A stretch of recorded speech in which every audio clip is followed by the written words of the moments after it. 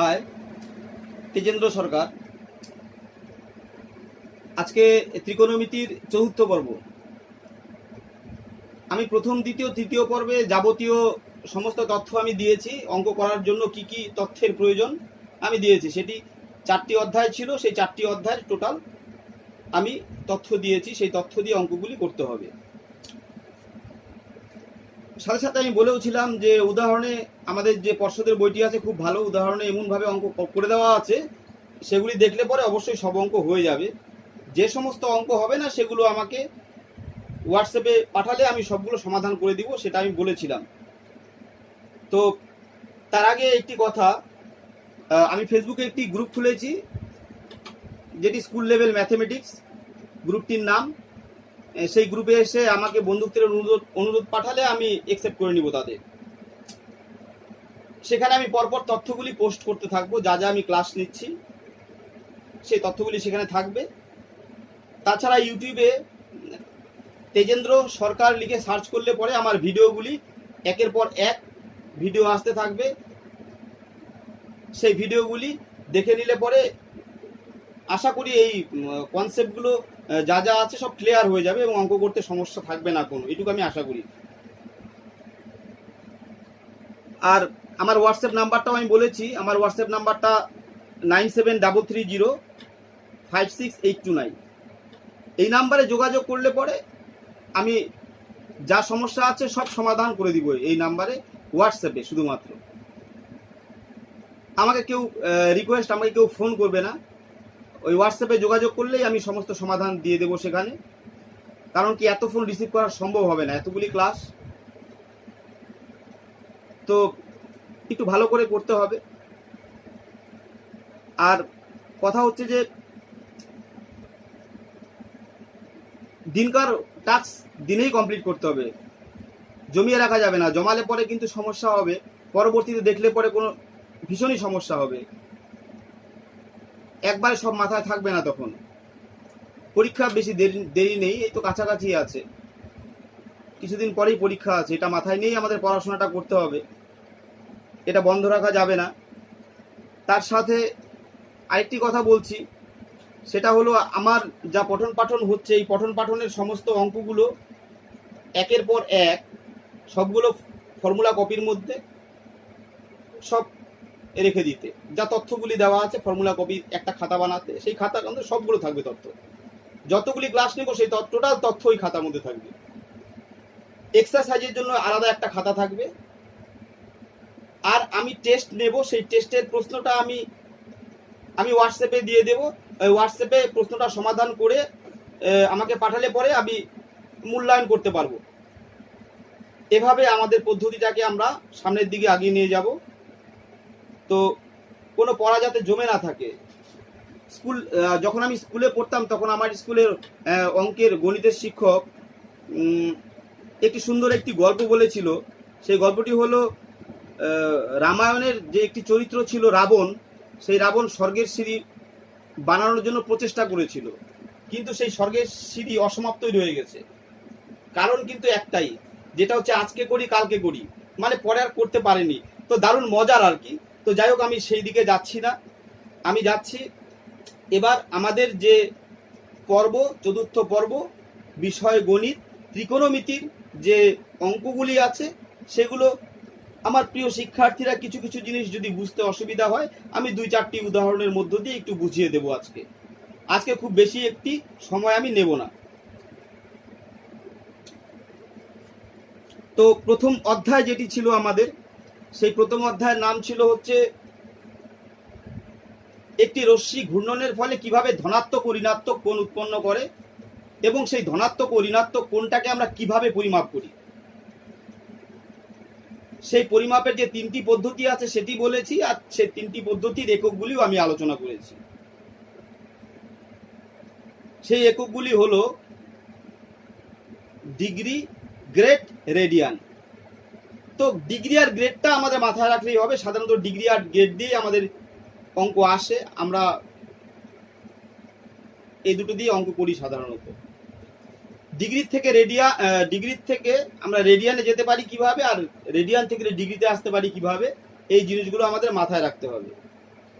তো আমরা আজকে চলে যাব প্রথম যে আমাদের অধ্যায়টি ছিল সেটি সেটির এক দুটি অঙ্ক করব আমরা আজকে।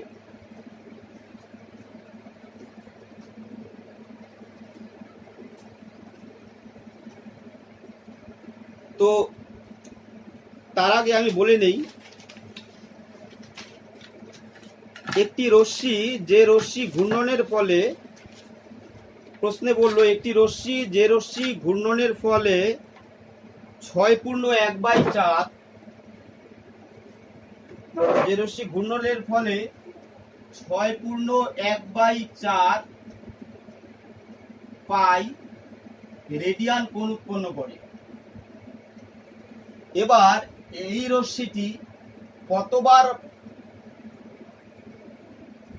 কতবার পাক খায়, মানে কতবার পাক দেয় রশ্মিটি, বা কতবার পূর্ণ আবর্তন করে রশ্মিটি, এবং শেষে কত ডিগ্রি কোণ উৎপন্ন করে। সবকিছু আমরা করার আগে আমরা একটা কাজ করব, রেডিয়ান থেকে ডিগ্রি বানিয়ে নেব।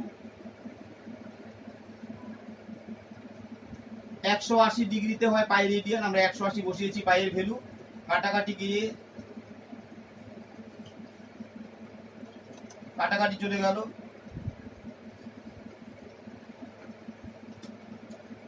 আমরা পেয়ে গেলাম কাটাকাটি করে। এবার যেই ডিগ্রিটা পেয়েছি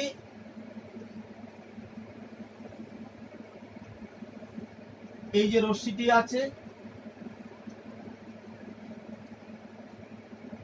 এই OX রেখার উপর সমাপতিত একটি রশ্মি আছে, সেই রশ্মিটি যেহেতু এখানে নেগেটিভ চিহ্ন নেই, তার মানে বুঝতে হবে কোনটি ধনাত্মক। তো কোনটি ঘড়ির কাঁটার বিপরীত দিকে ঘুরে এভাবে আবর্তন করছে। তো কথা হচ্ছে যে এটা কয়বার পূর্ণ আবর্তন করে সেটা আমরা বার করব। 1125 একবার সম্পূর্ণ আবর্তন করলে যে কোণ উৎপন্ন হয় সেই কোণটি হয় 360 ডিগ্রি। টোটাল একবার যদি পূর্ণ আবর্তন করে রশ্মি, সম্পূর্ণ কোয়াড্রেন্ট অতিক্রম করার পরে, আবার রশ্মিটি সেখানে না থেকে যদি আবার, যাই হোক আমি বলছি, বারবার যতবার পাক দিতে থাকবে ততবার 360 ডিগ্রি করে কোণ হতে থাকবে। এটাকে তাই আমরা 360 ডিগ্রি দিয়ে ভাগ করব।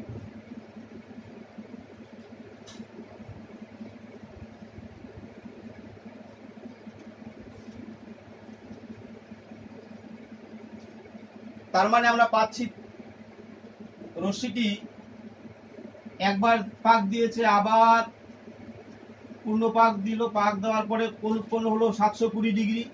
তারপরে এখান থেকে আবার পূর্ণ পাক দেওয়ার ফলে কোণ উৎপন্ন হলো 1080 ডিগ্রি। তারপরে এখান থেকে একটি নির্দিষ্ট কোণ 45 ডিগ্রি কোণ উৎপন্ন করছে রশ্মিটি, তারপরে এখানে গিয়ে স্থির হলো। তার মানে এই যে কোণটি হলো সেটি হলো অতিরিক্ত হলো 45 ডিগ্রি, মানে 3 বার পূর্ণ আবর্তনের পরেও 45 ডিগ্রি কোণ উৎপন্ন করে রশ্মি। প্রশ্নে ছিল যে কোন রশ্মি এত ডিগ্রি কোণ করায় কতবার পূর্ণ আবর্তন করে এবং শেষে গিয়ে কত ডিগ্রি কোণ উৎপন্ন করে। এখন একই ধরনের যদি আরো অঙ্ক থাকে আমরা করতে পারবো, এই ধরনের থাকবে।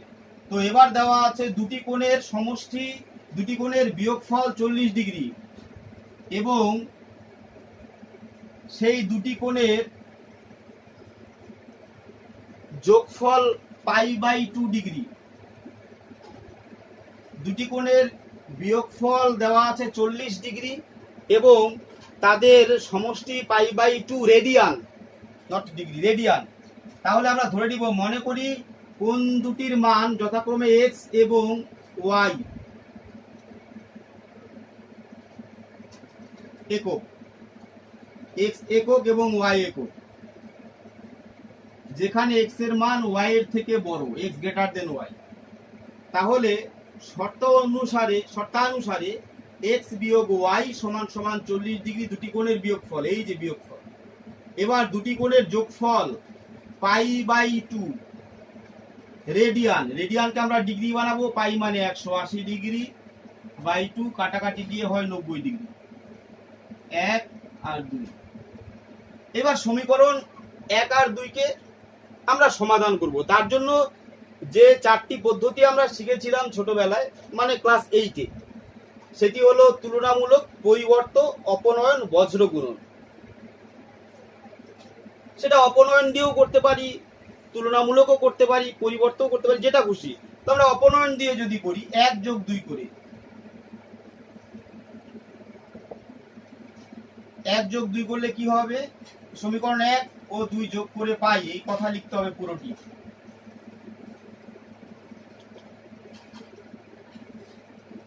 এবার যোগ করে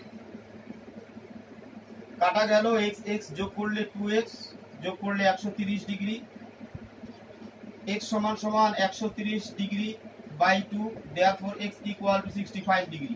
আমরা x এর মান পেয়ে গেলাম 65 ডিগ্রি। এবার আমাদের y এর মানের প্রয়োজন।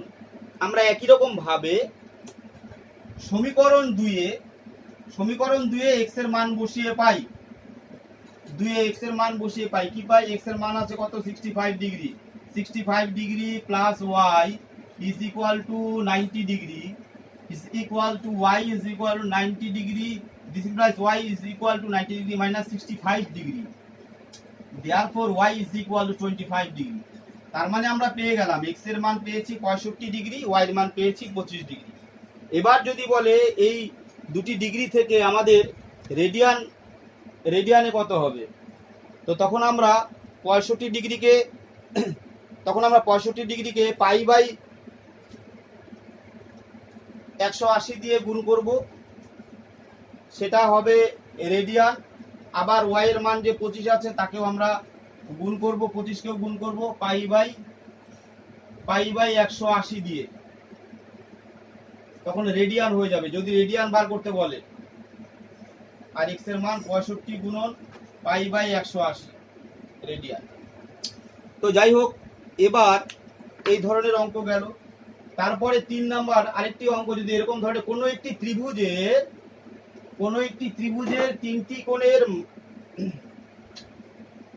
অনুপাত দেওয়া আছে, তাহলে সেই 3টি কোণের মান কত কত কত নির্ণয় করো। তাহলে আমরা লিখব যে অনুপাতটি দেওয়া আছে, হয়তো 2:3:5, 2:3:5 অনুপাতটি দেওয়া আছে। তো আমরা একটা কাজ করব, এই অনুপাতটি আমরা ধরে নিব প্রথম কোণের মান 2x একক, দ্বিতীয়টি 3x 5x। এবার আমরা জানি একটি ত্রিভুজের 3টি কোণের সমষ্টি 180 ডিগ্রি, তাহলে আমরা 2x যোগ 3x যোগ 5x সমান সমান 180 ডিগ্রি লিখতে পারবো। This equal to 10x is equal to 180 degree.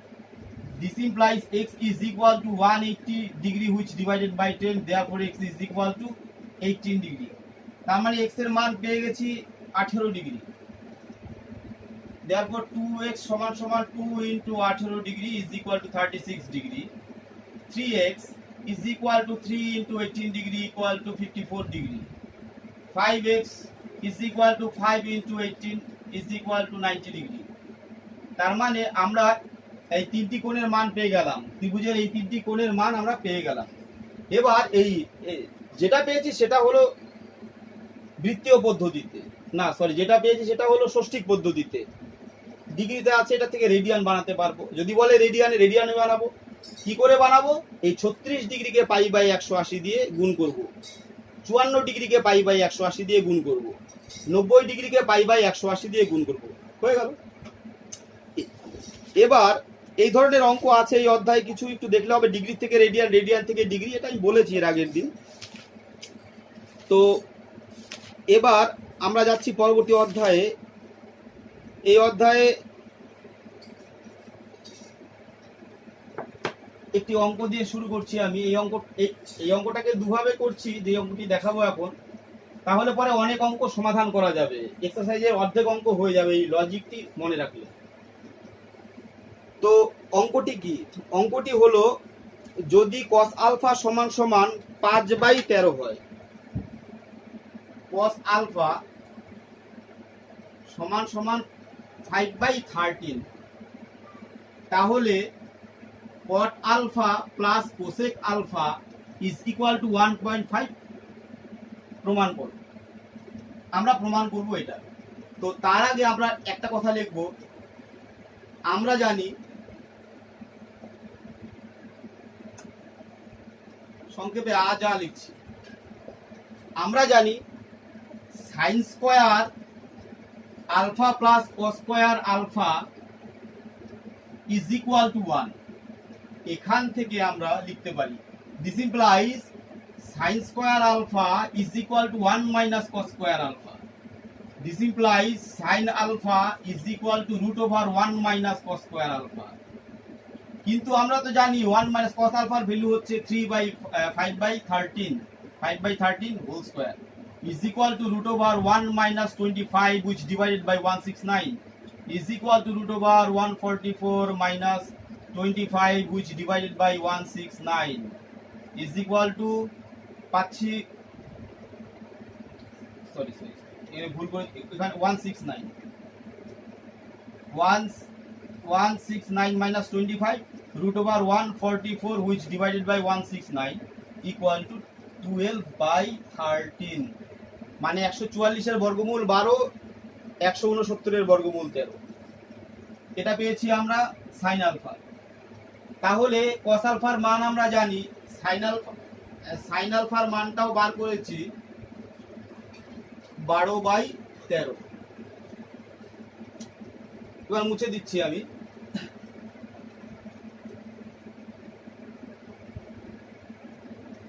Sine alpha কস আলফার ভ্যালু আমরা যেটা পেয়েছি, এখান থেকে আমরা এটা প্রমাণ করতে হবে। Left hand side is equal to cot alpha plus cosec alpha is equal to cot alpha, মানে আমরা জানি cos alpha by sine alpha. প্রমাণ করেছি বিগত দিন। এটা সাইন আলফার অন্যন্য ছিল, 1/sin আলফা হয়ে গেল। কস আলফার মান আমরা বসাবো, তার আগে লসাগু করে দেই। লসাগু সাইন আলফা চলে যায়, cos alpha plus 1 is equal to sine আলফার ভ্যালু আমরা জানি 12/13, আর কস আলফার ভ্যালু আমরা জানি 5/13 প্লাস 1 ইজ ইকুয়াল টু লসাগু করে দিলে উপরে হচ্ছে 18/13, নিচে 12/13 সমান সমান 18/13 ইন্টু, এটা উল্টে যায় 13/12 সমান সমান কাটাকাটি গিয়ে 6 দিয়ে কাটাকাটি গেলে 3, এখানে 2, 3/2 সমান সমান 1.5। এটা হয়ে গেল রাইট হ্যান্ড সাইড। তো এখন কথা হচ্ছে, আমরা এটা প্রমাণ করেছি, কিন্তু এর ক্ষেত্রে আরেকটি কথা, যেটা হলো যে এই প্রমাণটি আমরা আরেকভাবে করতে পারি। সেটা আমি বলছি,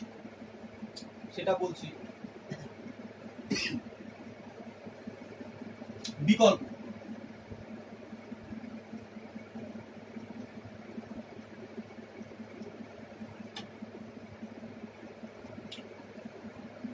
বিকল্পটি হলো cos আলফা সমান সমান 5/13।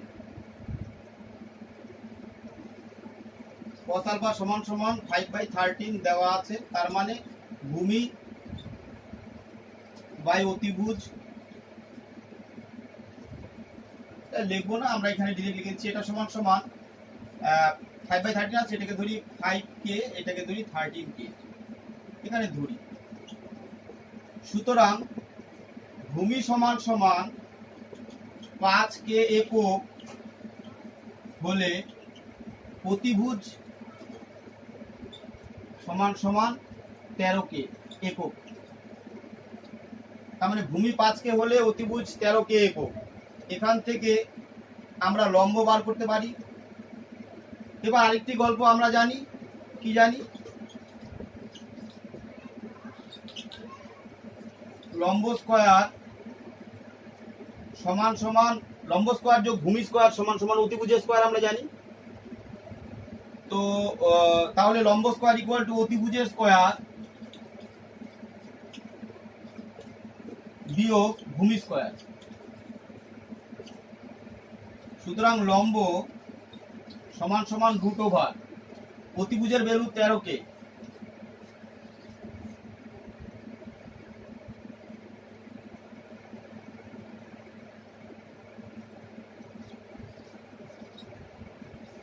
হোল স্কোয়ার মাইনাস ভূমি 5k,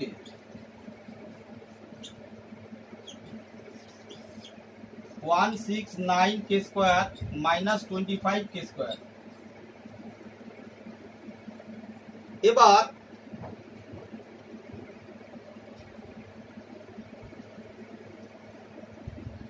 এবার আমরা একটা কাজ করব, বিয়োগ করলে পরে পাচ্ছি কত এখানে 144k স্কোয়ার সমান সমান 12k। তার মানে লম্ব পেয়েছি, ভূমি পেয়েছি, অতিভুজ পেয়েছি আমরা। এবার আমরা অঙ্কে যাব। এবার আমরা প্রদত্ত রাশি দেওয়া আছে ওখানে, আমরা যাচ্ছি। তাহলে লেফট হ্যান্ড সাইড কি আছে, left hand side equal to দেওয়া আছে cot alpha plus cosec alpha. cot alpha মানে হচ্ছে ভূমি বাই লম্ব, ভূমি বাই লম্ব। ভূমি তো জানি 5k, লম্ব পেয়েছি 12k, লম্ব বার করেছি 12k প্লাস কোসেক মানে সাইনের উল্টা। সাইন মানে হচ্ছে লম্ব বাই অতিভুজ, এখানে অতিভুজ বাই লম্ব হবে। অতিভুজ কত আছে, অতিভুজ 13k, লম্ব হচ্ছে 12k।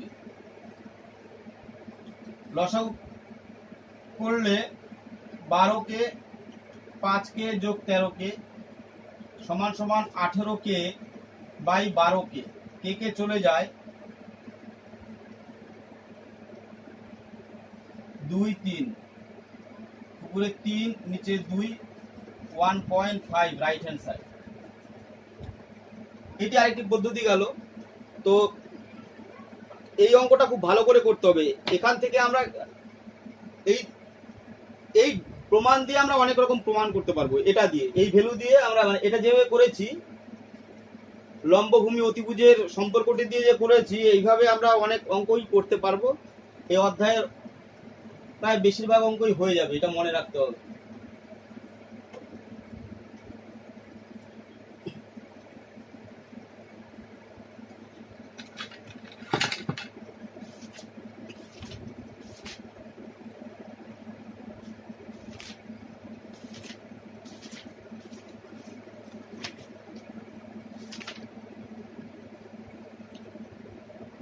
তারপরে sine alpha plus cosec alpha equal to 2 হলে পরে sine to the power 7 alpha plus cosec to the power 7 alpha এর মান কত।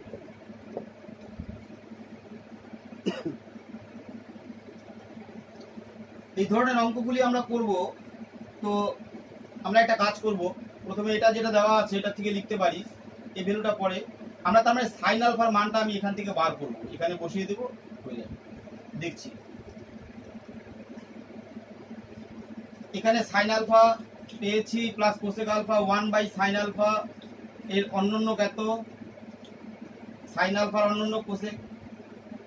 এবার আমরা লসাগু করে দিলাম সাইন আলফা, এখানে sine square alpha plus 1 equal to 2, sin square alpha plus 1 is equal to 2 sin alpha. This implies sin square alpha minus 2 sin alpha plus 1 equal to 0. এবার এটাকে লিখতে পারি sin alpha minus 1 whole square equal to 0. তারপরে লিখতে পারি sin alpha minus 1 equal to 0. Therefore sin alpha equal to 1. আমরা sin alpha value 1 পেয়ে গেছি। এবার আমাদের ছিল যেটা বার করতে বলেছিল সেটা হলো sin to the power 7 alpha plus cos to the power 7 alpha এর মান কত। আমরা sin to the power 7 alpha আর cos to the power 7 alpha, এবার যেহেতু sin আলফা পেয়ে গেছি এবার আমরা একটা কাজ করব,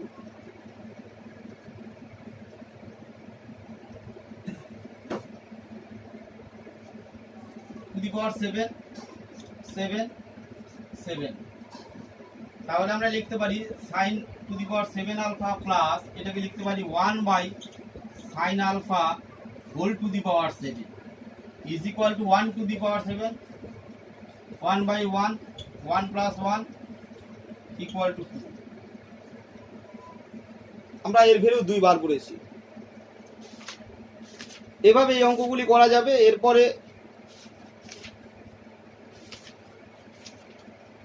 আমরা যে মানের অঙ্কগুলি শিখেছি, মান নির্ণয় যে শিখেছি, সেই মান নির্ণয়ের ক্ষেত্রে আমরা শুধুমাত্র মানগুলি বসিয়ে দেব। সেটার জন্য উদাহরণে প্রচুর অঙ্ক করা আছে, ওগুলো একটু ভালো করে করতে হবে। যদি কোনো অঙ্কের সমস্যা থাকে তাহলে তো আমি দেখাবই। একটি অঙ্ক করি তবুও। মানের ক্ষেত্রে যেটা বলেছিলাম পণ্ডিত মুরলী প্রসাদ হর হর বলে, এই জিনিসটা মনে রাখলে পরে আমাদের সাইন কস ট্যান আমাদের সুবিধা হবে অনেক, আমরা বুঝে যাব কোনটার সাথে কি সম্পর্ক আছে। পণ্ডিত মুরলী প্রসাদ হর হর বলে, এটা মনে রাখলে পরে হবে। তো যাই হোক, এবার আমরা একটা পরের অঙ্কে যাচ্ছি। যেরকম x tan 30 ডিগ্রি বলা আছে, x tan 30 degree plus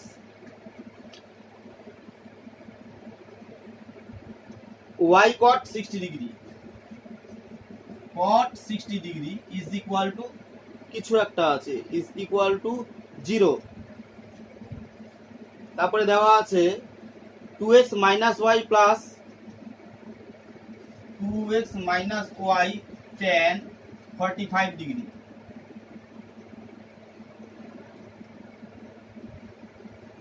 equal to 1। এটা 1 নাম্বার, এটা 2 নাম্বার। এটাকে সমাধান করতে গেল কিছুই না, প্রথমে মানগুলি বসিয়ে দেব, তারপরে যে 4টি পদ্ধতি আছে সেই 4টি পদ্ধতিতে সমাধান করব।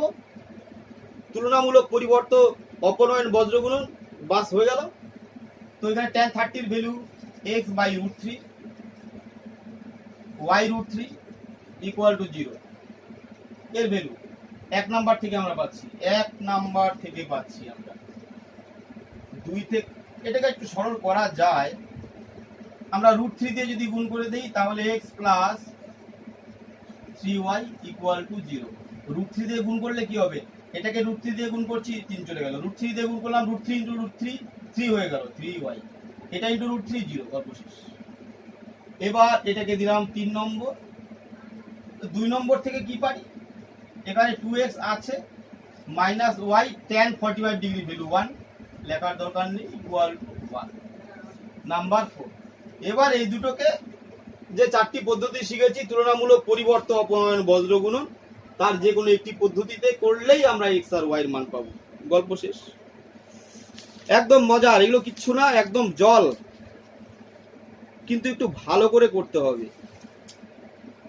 তো যতগুলো অধ্যায় আছে এর মধ্যে অধ্যায়ের মধ্যে অধ্যায় একটাই ত্রিকোণমিতিতে, যেটা বলতে গেলে যে খুব ভালো মতো প্র্যাকটিস ছাড়া সম্ভব না। এই অধ্যায়টার উপর খুব বেশি জোর দিতে হবে, সেটা হলো পুরো কোণের অনুপাত। বেশিরভাগ ক্ষেত্রেই হয় কি, এই চ্যাপ্টারের অঙ্কগুলো আমরা করে দেই, প্রত্যেকটা অঙ্ক করে দিয়ে লজিকগুলো বুঝিয়ে দেই, কিন্তু এত অঙ্ক করতে গেলে, সব অঙ্ক করতে গেলে অনেক বড় ভিডিও হয়ে যাবে, তারপরে আবার আরেক সমস্যা আপলোড করা। তো সুতরাং সমস্যা হলে পরে আমি সমাধান করব, এটা আমি বারবার বলছি। এর জন্য উদাহরণের অঙ্কগুলো আগে করতে হবে। আমি বেসিক কনসেপ্ট 100% দিয়ে দেব, কোনো সমস্যাই থাকবে না, আগে তোমাদের করতে হবে। আমাকে জানাবে, ফিডব্যাক দেবে, সমস্যা হলে আমি বলে দিব, সেই বিষয়ে কোনো চিন্তা নেই। এবার যে দূরত্ব আর উচ্চতার অঙ্ক যেগুলো আছে, আমি তো এর আগের দিন দুটো অঙ্ক করেছিলাম, দূরত্ব আর উচ্চতার। সেই দুটো অঙ্ক আমি বলেছিলাম, মানে এক চোরের গল্প দিয়ে, সেটা খুব দারুণ মজার। আরেকটা সত্যিকারের ঘটনা, যেটা কলকাতায় যে বাজার করতে যাবে, লকডাউনের জন্য বাজার করতে যেতে পারছে না, সে ত্রিকোণমিতি শিখে ত্রিকোণমিতিকে কাজে লাগিয়ে কিভাবে সময় বাঁচিয়ে বাজার করলো সেটাও আমি বলেছি। এই দুটি পদ্ধতি মাথায় থাকলে আর কোনো সমস্যা হওয়ার কোনো কথাই নেই। এই দুটি পদ্ধতি খুব ভালো মতো মনে রাখতে হবে। ত্রিকোণমিতি বারবার প্র্যাকটিস করতে হবে। সব থেকে বড় কথা, মানের অঙ্ক কিন্তু একটা প্রতি বছর আসে, প্রতি বছর আসে, এটা কিন্তু খুব ইম্পর্টেন্ট। প্রতিবার আসে মানের অঙ্ক, দূরত্ব উচ্চতার অঙ্ক একটা দিবেই, কিচ্ছু না। এখানে একটা নারকেল গাছ আছে, ঝড়ে পড়ে গেল, নারকেল গাছ আছে, এই যে একটি গাছ আছে ভেঙে গেল, ভেঙে গিয়ে মাটিতে টাচ হলো, এখানে কত ডিগ্রি, এখানে 45 ডিগ্রি কোণ হলো এখানে, মানে এরকম প্রচুর ধরনের ছোট ছোট অনেক গল্প আছে। এই গাছ, এই গাছ এখানে ভেঙে গেল, এই ভেঙে গিয়ে এখানে মাটিতে পড়লো গাছ, এই যে পড়ে গেল এখানে, এখানে কোণ হলো 30 ডিগ্রি কোণ, তাহলে পরে গাছটি কোথায় ভেঙেছিল, এই সমস্ত অঙ্ক অনেক। মানে আমাদের মেইন হচ্ছে এই ত্রিভুজটি যে আছে, সমকোণী ত্রিভুজ, এই সমকোণী ত্রিভুজ দিয়েই আমাদের অঙ্কটি। মানে এটা জানা অজানা দিয়ে কাজ করতে হবে, জানা অজানা লাগবে। যেরকম একটি বাহু জানি আর একটি বাহু জানি না ওই ত্রিভুজের, আমরা বার করতে পারবো। কোণের মান জানা থাক, কোণের মান জানা আছে, কিন্তু হয়তো এটি জানি এটা জানি না, এটা জানি এটা জানি না, বা এটা জানি এটা জানি না, এটা জানি এটা জানি না, এটা এটা এটা এটা এটা এটা, এই তো গল্প। হয় এই দুইটা বাহুর অনুপাত, অথবা এই দুইটা বাহুর অনুপাত, হয় এই দুইটা বাহুর অনুপাত। গল্প একটাই, জানা অজানা। একটা জানবো একটা জানবো না, এই যা যা অজানার, জানা অজানার পথে গেলেই আমাদের অঙ্ক হবে। এই বিষয়ে কোনো গল্প নাই, একদম পুরো সহজ, একটু মাথায় রাখতে হবে। তো আমি এইটা নিয়ে বেশি বলছি না, কারণ এটা এর আগে যে আমি বলেছি, আমার তৃতীয় পর্বে আলোচনা করা আছে। তো এখন কথা হচ্ছে যে আজকে যে 3টি পর্ব শেষ করে আমরা চতুর্থ পর্বে এসেছি, এবং চতুর্থ পর্বের কিছু ধারণা যে আলোচনা করেছি, এই 4টি পর্ব এক জায়গায় নিয়ে সুন্দর মতো বারবার ভিডিওটি দেখে, একটা ভিডিও যাতে বারবার দেখতে না হয়, কারণ কি একবার দেখা মাত্র পজ করে করে সম্পূর্ণ লিপিবদ্ধ করতে হবে খাতায়, কিন্তু পড়া জমে যাবে অনেক যদি তোমরা ভালো মতো না পড়াশোনা করো। তো সবার কাছে একটি রিকোয়েস্ট, খুব ভালো করে পড়াশোনা করো, কেউ ঘর থেকে বেরোবে না, টাইম কিন্তু আমাদের খুব কম আছে। আরেকটা কথা বলছি, কিচ্ছু থাকবে না, এখন যেরকম একাকী আছো এরকম একাকী থাকতে হবে। কোনো বন্ধু বান্ধব তোমার সঙ্গে যাবে না চাকরি করতে, তুমি যখন চাকরি করতে যাবে কোনো বন্ধু বান্ধব তোমার সংসারে আসবে না, কেউ থাকবে না তোমার সাথে, তোমার একাই সবকিছু, জীবন যুদ্ধে তোমার একাই নামতে হবে। সুতরাং একটু ভালো করে পড়াশোনা করো। আর সব থেকে বড় কথা, ওই যে কাগজ যেটা আছে, মার্কশিট, এটাই তোমাদের জীবনের সব থেকে বড় মূল্যবান। ওই কাগজটাকে দামি বানাতে হবে, দামি বানাতে গেলে পড়াশোনা করতে হবে। এটা যাতে না হয়, ওই রাবণের কথা, কিন্তু রাবণের মতন নীতি পালন করলে চলবে না কিন্তু। তো যাই হোক, আজকে এইটুকুই থাক, এর পরের দিন আমরা বিস্তারিত আলোচনা করব। সবাই ভালো থেকো, নমস্কার।